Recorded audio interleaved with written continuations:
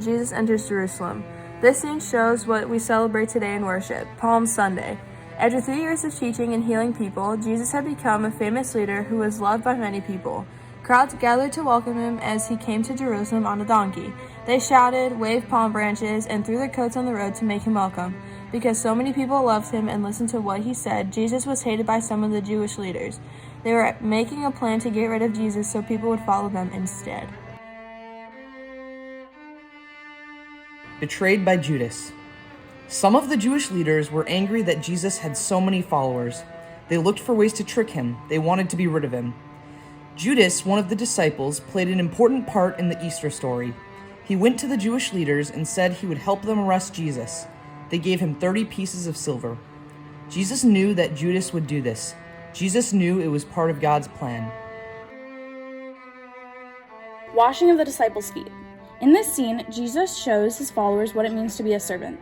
It was a custom in that time for people to wash their feet when coming into someone's home. They wore sandals, and the dust from walking on the sandy roads and streets got very messy. Usually, a worker or servant in the house would do this for a guest. But on this day, Jesus washed the feet of his followers. He said that this set an example for them. If he, their leader, could wash their feet, then they should be able to wash each other's feet.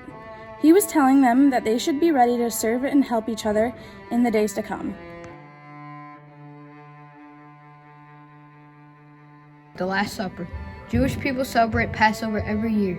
Remember that Jesus was Jewish. He and his disciples had been in Jerusalem since Sunday. On Thursday night, they met to celebrate the Passover with a special meal. At the meal, Jesus took bread and wine and gave them to his friends, telling them to remember him. This was the beginning of what we celebrate as communion in Sunday worship. During the meal, Jesus told Judas to go and do what he had planned to do.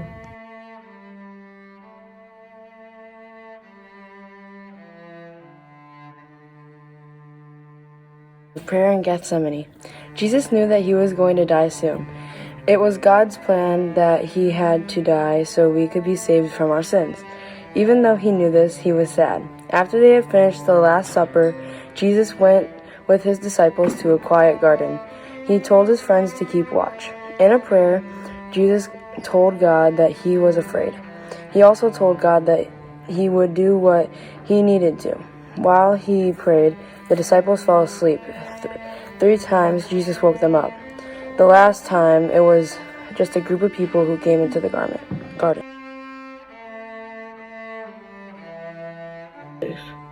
The arrest of Jesus. Mark 14:43-60. Sticks, clubs, spears, and swords are what the crowd carried when they came to arrest Jesus.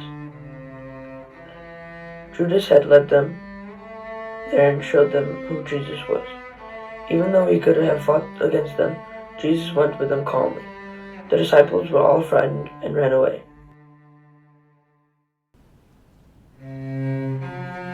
Jesus carries the cross.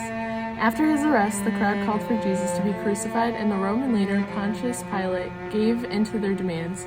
Jesus was led from the Roman palace of Pontius Pilate to the place he would be crucified on a wooden cross. A crowd followed as the soldiers led him away. He was forced to carry his own cross for much of the journey. Meanwhile, standing near the cross of Jesus were his mother and his mother's sister, Mary the wife of Clopas, and Mary Magdalene. When Jesus saw his mother and the disciple whom he loved standing beside her, he said to his mother, "Woman, here is your son." Then he said to the disciple, "Here is your mother." And from that hour, the disciple took her into his own home. As the soldiers led Jesus to a place called Golgotha, where he would be crucified, a man named Simon from Cyrene was walking nearby. Jesus had grown weak and was no longer able to carry the cross. The soldiers chose Simon to help Jesus carry the cross to the place where he would be crucified later that day.